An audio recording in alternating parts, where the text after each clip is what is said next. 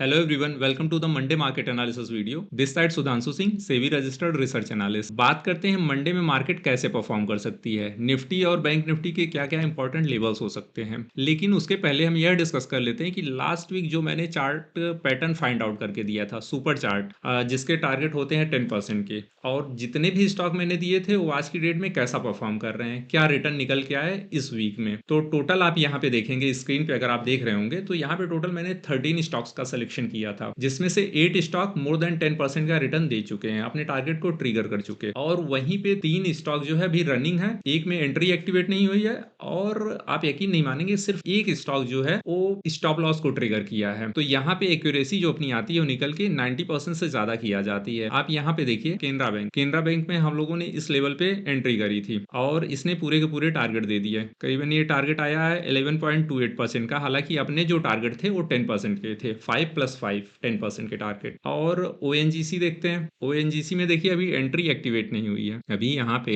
Entry activate नहीं हुई है, लेकिन जब भी ये एंट्री एक्टिवेट होगी तो ये भी 10% का टारगेट दे जाएगा। इसमें मैंने आपको बताया है ऊपर गया, रीटेस्ट करेगा, रीटेस्ट कर रहा है। अभी आप देखिए यहाँ पे साइडवेज जोन क्रिएट कर दिया है, रीटेस्ट कर रहा है, और जैसे ही ये रीटेस्ट करके ऊपर निकलेगा, इस ग्रीन जोन में आएगा, यहाँ से अप साइड की मूव हमें देखने को मिलेगी। इसके बाद बात करते हैं कैफीन टेक्नोलॉजी की। कैफीन टेक्नोलॉजी में यहाँ पे आप देखेंगे अभी रनिंग है, ऊपर गया ये भी स्टॉक, और यहाँ से रिजेक्शन लेके नीचे आया, अभी रीटेस्ट कर रहा है। ये रीटेस्ट करके जैसे ही ऊपर जाएगा, यहाँ पे फिर हमें अपसाइड यहाँ से 10% की देखने को मिलेगी। जिनकी एंट्री है उनको डरने की जरूरत नहीं, और जिनकी एंट्री नहीं है वो इस लेवल पे एंट्री कर सकते हैं। यहाँ पे भी मिनिमम क्वांटिटी के साथ एंट्री की जा सकती है, कोई दिक्कत वाली वैसे बात नहीं है यहाँ पे, क्योंकि ये लेवल रीटेस्ट करने आया है, रीटेस्ट करके फिर ऊपर जाएगा। आप देख सकते हैं 3-4 दिनों से ये साइडवेज मूव दे रहा है, तो यहाँ कैफीन टेक्नोलॉजी में भी डरने की जरूरत नहीं है। अब नेक्स्ट बात करते हैं चेन्नई पेट्रोलियम। यहाँ पे टारगेट ट्रिगर कर चुका है, 10% का अपना टारगेट था,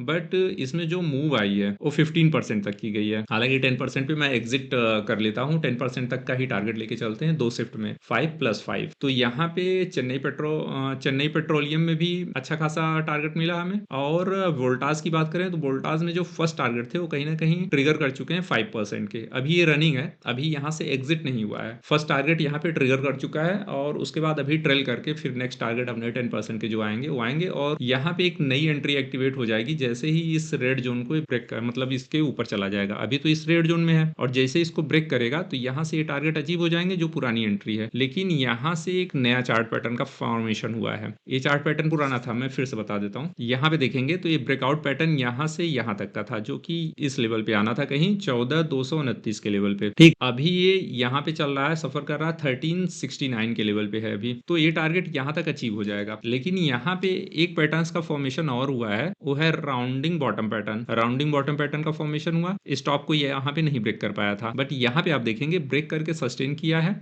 और इसको जहां पे ये रेजिस्टेंस था आज की डेट में वो सपोर्ट है। जो ये रेजिस्टेंस का काम कर रहा था आज ये सपोर्ट का काम कर रहा है। तो यहाँ से नया ब्रेकआउट हमें देखने को मिलेगा, जैसे ही इस ट्रेंड लाइन को ब्रेक कर देगा, इस रेड जोन को ब्रेक करके ऊपर निकलेगा, तो यहाँ से नया ब्रेकआउट हमें देखने को मिलेगा वोल्टाज में। बात करते हैं एशियन पेंट की। एशियन पेंट में आप देखेंगे तो टारगेट ट्रिगर हो चुके, लास्ट वीक इसको भी मैंने दिया था, और यहाँ पे 10.13% का अपना लगभग टारगेट है, 10 पॉइंट का मान लीजिए, 10% का, जो कि 11% तक लगभग गया था। फिलहाल अपने टारगेट यहाँ पे इजिली ट्रिगर कर गए, कंटिन्यूअस अप ट्रेंड में गया। और इसके बाद बीएससी की बात करें, बीएससी ने कहीं ना कहीं डायरेक्ट नीचे चलाया, तो एसएल ट्रिगर कर गया, छोटा सा एसएल था अपना 2.26% का, जो कि ट्रिगर कर गया। तो यहाँ पे 1 2 3 4 टारगेट मिलने के बाद एक एसएल आपका गया। और यहाँ पे आप देखेंगे आस्क ऑटोमोटिव ने भी टारगेट दिया, यहाँ से ब्रेकआउट आया था, रीटेस्ट इसने बहुत गंदा किया, यहाँ से ब्रेकआउट आया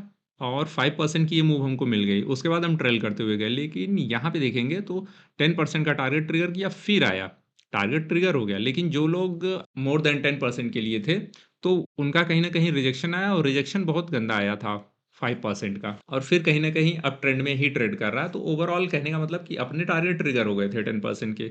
यहाँ पे आप देख सकते हैं, यहाँ पर 10.25% फर्स्ट टारगेट ट्रिगर हो गए थे। अब मुथूट कैपिटल की बात करते हैं, मुथूट कैपिटल सर्विसेज, यहाँ पे बहुत बेस्ट चार्ट पैटर्न का फॉर्मेशन हुआ था, ब्रेकआउट आया, ऊपर गया, यहाँ पे एंट्री मिली, अपर प्राइस रिजेक्शन, फिर आया रीटेस्ट किया और रीटेस्ट करने के बाद कंटिन्यूअस ऊपर गया और 10% का जो अपना टारगेट था वो अचीव कर लिया। यहाँ देखिए 10.73 अपना टारगेट था और ये गया था हाईएस्ट 15% तक। फिलहाल 10% तक पे मैं बोलता हूँ कि आप एग्जिट कर जाइए, क्योंकि ज़्यादा ग्रीड सही नहीं होती, क्योंकि जब रिटेलर्स ग्रीड में आते हैं तो कहीं ना कहीं वो ट्रैप हो जाते हैं।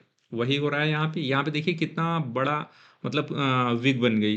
तो जो लोग यहाँ पे ट्रेल करते, क्योंकि ओवर स्ट्रेच हो रहा था ना स्टॉक इतनी तेजी से, तो यहाँ पे जो रिटेलर्स ग्रीड में आ जाते हैं वो कहीं ना कहीं ट्रैप हो जाते हैं अपर लेवल पे।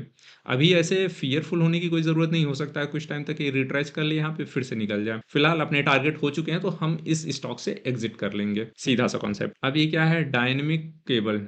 डायनेमिक केबल में एंट्री एक्टिवेट हो चुकी है, देर इज समथिंग ओके। यह स्टॉक जो है इसने टारगेट दिया था बट ये स्प्लिट हो चुका है, तो टारगेट हो चुके हैं बट स्टॉक स्प्लिट हो चुका है, तो चार्ट का जो ओवरऑल पैटर्न है वो ही चेंज हो गया है यहाँ पे, तो इसको अभी हटा देते हैं।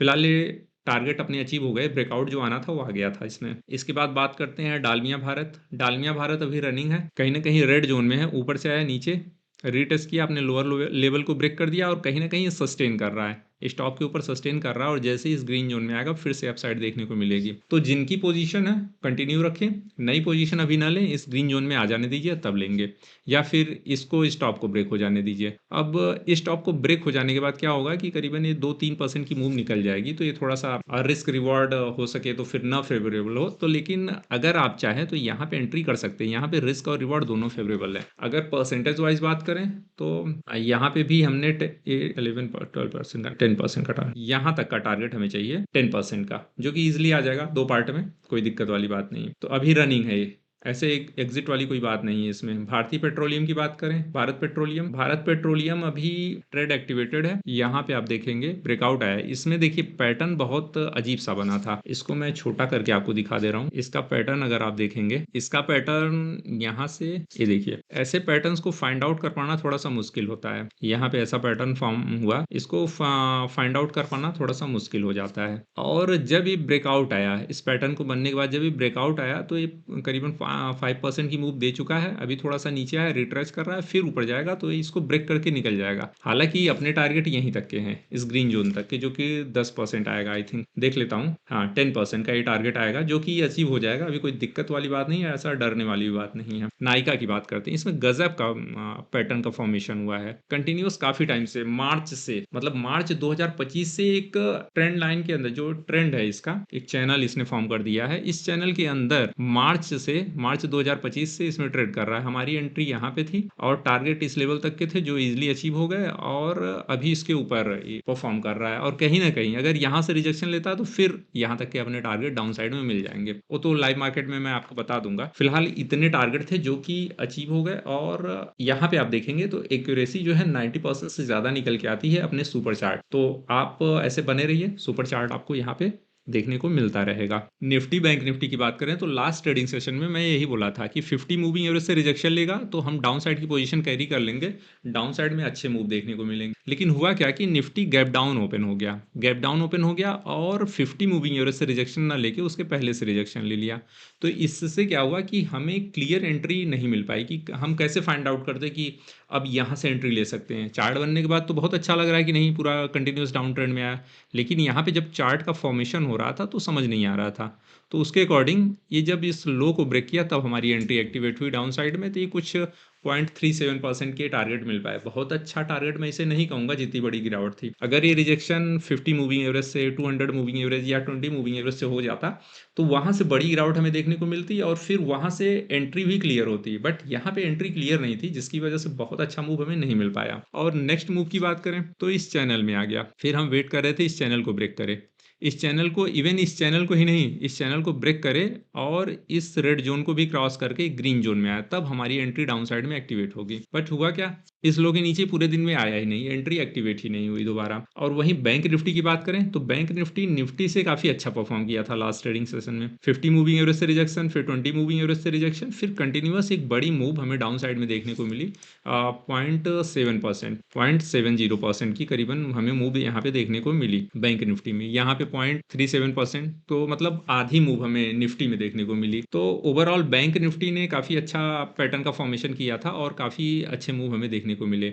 लेकिन वही हुआ कि एक मूव तो हमें मिल गई, दूसरी मूव बैंक निफ्टी में भी देखने को नहीं मिली। यहाँ पे भी एक चैनल का फॉर्मेशन हो गया, सप्लाई एंड डिमांड जोन बन गया और इस जोन में कहीं ना कहीं ट्रैप होके रह गया। हम फर्स्ट एंट्री यहाँ पे लेने की कोशिश किए, नहीं हो पाई। यहाँ पे नीचे तो आया लेकिन क्लोजिंग नहीं आई, तो इसलिए एंट्री यहाँ पे नहीं एक्टिवेट हुई। फिर यहाँ पे हम वेट कर रहे थे कि इसके नीचे आ जाए, इस रेड जोन को क्रॉस करे और यहाँ पे आ जाए। तो जैसे ही आएगा हम डाउन साइड की पोजीशन कैरी कर लेंगे, बट ऐसा कुछ नहीं हुआ और डाउन साइड नहीं आया। कहीं ना कहीं साइडवेज रह के निफ्टी और बैंक निफ्टी दोनों ने क्लोजिंग दे दी। हालांकि हम लोगों ने जो स्टॉक सिलेक्शन किया था वो काफ़ी अच्छा परफॉर्म किया, बट यहाँ पे निफ्टी बैंक निफ्टी दोनों ने ही मतलब साइडवेज मूव करके बेकार कर दिया पूरी मूव। अब चलिए अब बात करते हैं मंडे में निफ्टी बैंक निफ्टी कैसे परफॉर्म कर सकते हैं। पहले इसको मैं डिलीट कर देता हूँ, चैनल को डिलीट कर देता हूँ, अदरवाइज ये दिक्कत करेगा। पहले निफ्टी को समझते हैं। देखिए ओवरऑल जो चार्ट पैटर्न का फॉर्मेशन हुआ है, कहीं ना कहीं अभी डाउन ट्रेंड लग रहा है, कहीं ना कहीं अभी ये डाउन ट्रेंड में लग रहा है। अब ये 5 मिनट का चार्ट मैंने लिया है और यहाँ पे आप देखेंगे कि ये डाउन अभी और नीचे आ सकता है, नीचे आएगा और ये ट्रेंड लाइन का जो फॉर्मेशन हुआ है, ये काफ़ी दूर से आ रही है ट्रेंड लाइन, ये ट्रेंड लाइन का फॉर्मेशन हुआ है तो यहाँ तक ही आ सकता है। अभी यहाँ तक आने का स्कोप इसके पास बचा है, जो कि 25,050 रुपये का है, मतलब 100 पॉइंट नीचे आ सकता है, कोई परेशानी वाली बात नहीं है। लेकिन एक गैप डाउन अगर यहाँ पे ओपन हो जाता है तो गलती से डाउन साइड की पोजीशन मत कैरी करिएगा, अदरवाइज ट्रैप हुए। अगर डाउन ओपन हो गया, ये ओवरसोल्ड ऑलरेडी है और फिर ये बहुत तेजी से मतलब बहुत शार्प ऊपर जाएगा और कम से कम 100 पॉइंट हमें दे जाएगा यहाँ से, मतलब ये कहीं ना कहीं फिर से आके साइडवेज हो जाएगा, तो ये अप मूव आ जाएगी, फिर ये डाउन साइड की मूव का कोई सेंस नहीं रह जाएगा। तो यहाँ पे पैनिक करके डाउन साइड की पोजीशन नहीं कैरी करनी है अगर गैप डाउन ओपन हो जाए, बहुत ही क्लियर है। अब साइडवेज ओपन होकर डायरेक्टली नीचे जाता है, कोई ट्रेड नहीं बनती। साइडवेज ओपन होकर साइडवेज रहता है, थोड़ा टाइम ऊपर रहता है 50 मूविंग एवरेज से, फिर रिजेक्शन ले लेता है और नीचे जाता है, तो 60% क्वांटिटी साथ डाउन साइड की पोजीशन कैरी की जा सकती है। फाइनल टारगेट इस ट्रेंड लाइन के रहेंगे हमारे, और फिर उसके बाद प्राइस एक्शन देख के काम करेंगे। फिलहाल यहाँ से एग्जिट कर लेंगे, फिर प्राइस एक्शन देख के काम करेंगे, क्योंकि डायरेक्ट इस ट्रेंड लाइन को ब्रेक कर दे पॉसिबल नहीं है। हो सकता है कुछ टाइम तक ऊपर जाए, फिर नीचे आए, फिर ऐसे साइडवेज हो जाए, फिर नीचे आए, तो भले ही ब्रेक कर दे, लेकिन ऐसे डायरेक्टली ये नहीं ब्रेक करेगा। अगर ब्रेक करेगा तो उसके लिए कोई बड़ी न्यूज होनी चाहिए मार्केट में ग्लोबल लेवल पे, तभी ऐसा हो सकता है, अदरवाइज नहीं होगा। तो हम यहाँ पे एग्जिट कर जाएंगे इस लेवल पे। और अगर साइडवेज ओपन होके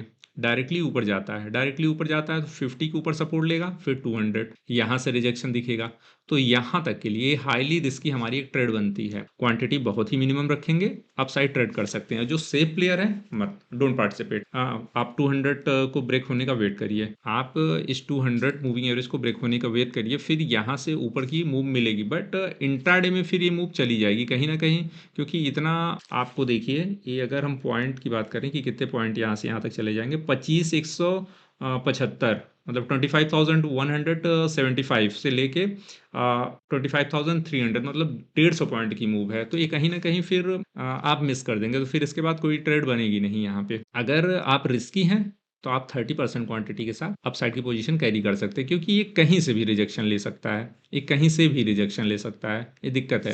क्योंकि अगर 8-10 दिनों का ओवरऑल सेंटीमेंट देखें तो कहीं ना कहीं अभी साइडवेज और निगेटिव है, पॉजिटिव मूवमेंट अभी कहीं नहीं है मार्केट में। तो इसलिए हम बहुत ज़्यादा बायस अपसाइड को लेके नहीं रहेंगे। एक छोटी मोटी मूव मिल जाती है तो ठीक है, अदरवाइज हम बहुत ज़्यादा बायसनेस हमारी नहीं रहेगी अपसाइड को लेके। अब बात करते हैं, अगर गैप अप ओपन हो जाता है, गैप अप ओपन हो गया, गैप अप ओपन होने में ये ओवरसोल्ड के पास होगा, तो गैप अप यहाँ हुआ तो 200 तक तो जाना पक्का है, कोई दिक्कत नहीं, इतने के लिए ट्रेड नहीं करेंगे, हम वेट करेंगे रिजेक्शन का। फिर यहाँ पे रिजेक्शन हो कि या तो साइडवेज होगा या तो फिर जैसे जनरली ज़्यादा चांस है कि ये साइडवेज होके नीचे आएगा, बढ़िया मूव मिल जाएगी, 50% क्वांटिटी के साथ डाउन साइड की मूव कैरी कर सकते हैं। और इस पे सस्टेन करके अगर ऊपर जाता है तो 30% ज़्यादा क्वांटिटी नहीं डालेंगे, क्योंकि ऑलरेडी 150 पॉइंट की मूव निकल चुकी है, तो बहुत ज़्यादा अपसाइड में मिलेगा नहीं। फिर वहाँ पे सबसे बढ़िया रहेगा कि यहाँ कहीं ये जो है टॉप इस लेवल पे यहाँ कहीं ओपन हो जाए और इस पे सपोर्ट ले ऊपर जाए, तो मिनिमम क्वांटिटी के साथ हम अपसाइड की ट्रेड ले सकते हैं और यहाँ से रिजेक्शन का वेट करें, यही हो सकता है। और निफ्टी की जो बेस्ट ट्रेड होगी वो होगी कि गैप डाउन ओपन हो जाए इस ट्रेंड लाइन के पास और फिर यहाँ से अपसाइड की मूव मिले तो 60% क्वांटिटी के साथ, मिनिमम इतनी क्वांटिटी के साथ ट्रेड किया जा सकता है और 100 पॉइंट तो एटलीस्ट मिलेंगे ही मिलेंगे। ये रही निफ्टी की बात। बाकी लाइव मार्केट में मैं रहूंगा आपको सपोर्ट करने के लिए। अगर मूव किसी और डायरेक्शन में आती है तो कुछ नया अगर होता है तो मैं वहां पे रहूंगा आपको बताने के लिए। अब यहाँ बात कर लेते हैं बैंक निफ्टी की। ये बैंक निफ्टी का चार्ट है।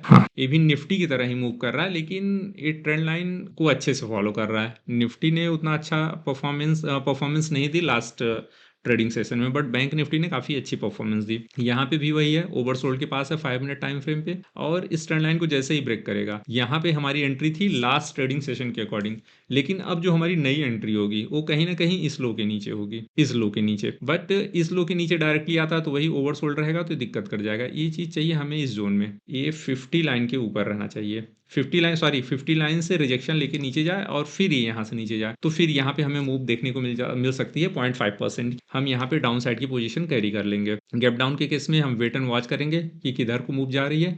साइडवेज होके हो सकता है फिर नीचे चली जाए, तो हम बहुत ज़्यादा अप साइड को लेके बायस नहीं रहेंगे। अब जैसे मान लीजिए कि गैप डाउन ओपन हो गया, ठीक है, कुछ इस तरीके से साइडवेज परफॉर्म कर रहा है, आरएसआई का लेवल हो चाहे स्टॉकेस्टिक आरएसआई का लेवल हो वो एडजस्ट हो जाता है, ऊपर आ जाता है। अभी ये नीचे है तो बहुत ज़्यादा नीचे नहीं जाएगा, लेकिन जैसे ही ऊपर आके यहाँ पे कहीं सस्टेन करता है फिर ये नीचे इसको लेके जा सकता है, तो कोई दिक्कत वाली बात नहीं होगी कि डाउन साइड नहीं जा सकता। तो फिर वहाँ पे हम डाउन साइड की पोजीशन कैरी कर लेंगे। बहुत फियर नहीं रहेगा फिर वहाँ पे कि डाउन साइड और फिर हो सकता है लोअर प्राइस रिजेक्शन आ जाए, तो ऐसा कुछ नहीं होगा। वहाँ पे हम एंट्री कर सकते हैं। अब साइडवेज डायरेक्टली ओपन होकर नीचे जाता है तो इस लेवल का वेट करेंगे, और डायरेक्टली गैप डाउन ओपन हो जाता है थोड़ा सा वेट करेंगे, फिर नीचे जाता है तो डाउन साइड की पोजीशन कैरी कर लेंगे। यहाँ पे अप साइड में थोड़ा रिस्क है, अप साइड में थोड़ा सा रिस्क है, वो फिर हम प्राइस मूवमेंट को देख के काम करेंगे। अप साइड के लिए अभी मैं कुछ नहीं कहूँगा, और लाइव मार्केट में मैं आपको बताऊंगा। अब अगर इस लेवल को ऊपर में ब्रेक कर देता है, ऊपर में ब्रेक कर देता जा सकता है 200 मूविंग एवरेज यहाँ से भी रिजेक्शन के लिए बैठा है।